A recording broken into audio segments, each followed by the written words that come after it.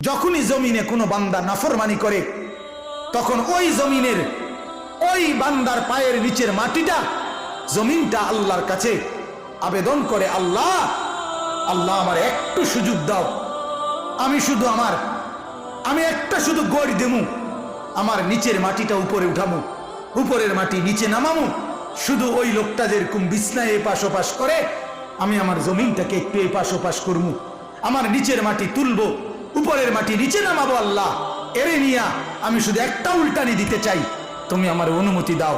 রব্বুল আলামিন তখন বলে ওই জমিনকে, না তুই এমন করিস না, ও যে আমার বান্দা, ওরে না আমি বানাইছি, ওরে আমি বানাইছি।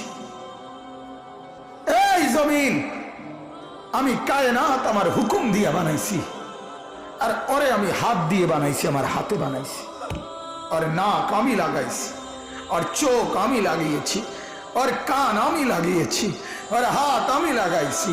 আরে আমি সেই মাওলা যে মাওলা কুন বললে ফায়াকুন, যে মাওলা ভ বললে হয়ে যায়।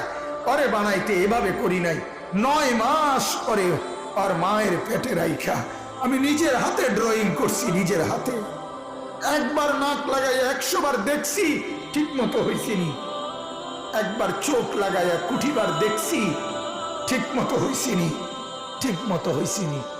এইভাবে 9 মাস আমি তারে যত্ন করে সাজিয়ে সুম্মা আনশানাহু খালকান আখার, আমি তার এক মানুষ বানিয়ে এরপরে মায়ের পেট থেকে আমি বের করেছি।